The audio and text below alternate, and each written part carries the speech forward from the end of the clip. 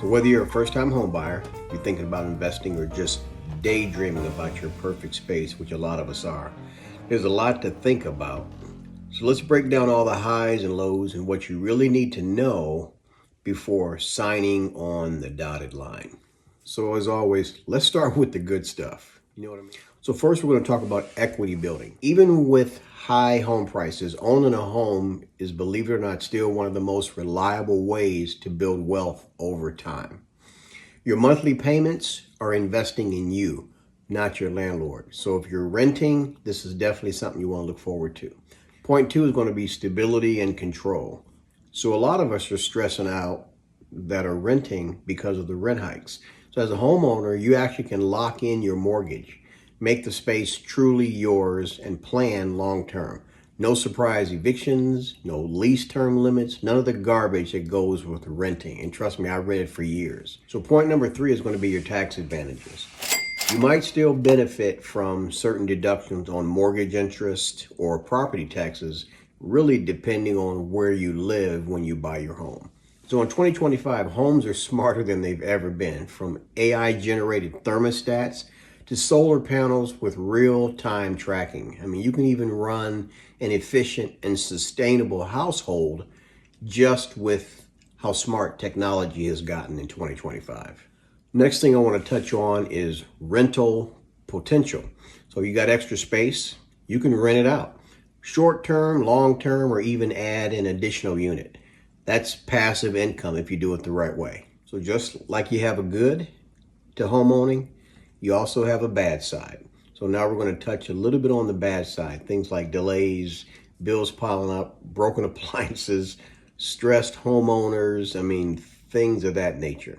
So right now we are still kind of dealing with sky high home prices. Let's just be real. Home prices are still climbing in a lot of urban areas. Even in smaller towns, I've noticed demand is definitely outpacing the supply. Second point is interest rates. Mortgage rates kind of stabilize a little bit, but they're still higher than the pre-2020 levels, if you guys can remember back that far. That monthly payment might be a lot more than you'd probably expect. Next point is going to be upfront costs. Down payments, closing costs, inspections, moving. You're easily looking at tens of thousands of dollars just to get in the door. My wife and I went through this about 4 years ago. And thankfully, at that time, we were able to get a very low interest rate, which we couldn't even sniff if you wanted to right now. Maintenance, trust me, never ends. Owning means fixing everything: roof leaks, furnaces fail, landscaping, grass doesn't mow itself. And in my case, I have about 6 acres that I have to mow. So it takes me about 6 hours a week just to cut my grass. And nobody coming to do it for me unless I pay somebody. I remember when we bought the house, we were still living in Arizona. And I was paying a guy locally here, and he was charging me $250 every time he came out to cut the grass. There's also less flexibility. You want to move for a new job or a life change, selling a home takes time. It may not be as profitable if the market dips.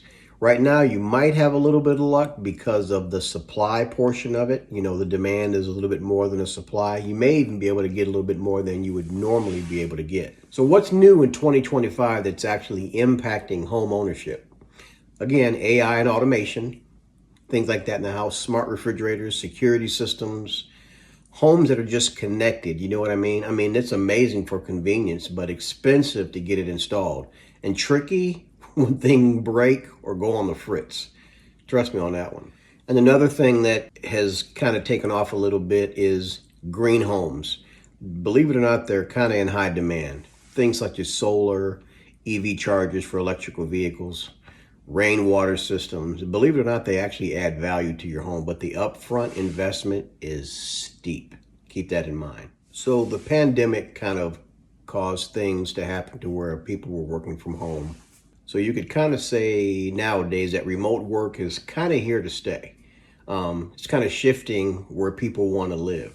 Suburbs and rural areas are hot, believe it or not.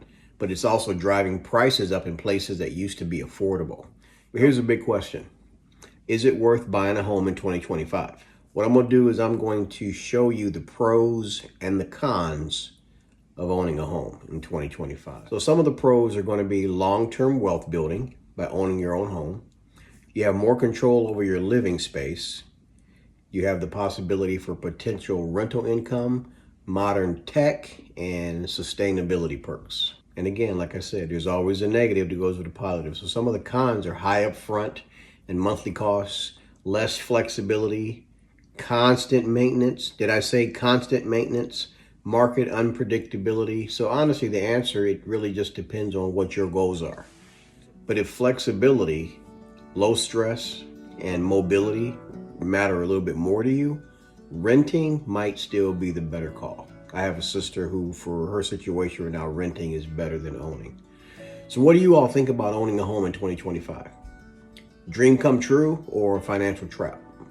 Make sure you drop those comments in the comments section. I'd love to hear your take on what your thoughts are, whether you're thinking about it in the process or dreaming of being a homeowner. Also, make sure you don't forget to like this channel. Also, subscribe if you haven't done so already. But whether you're house hunting or just house dreaming, I've got your back. Thanks for watching, and I'll see you on the next one. Later.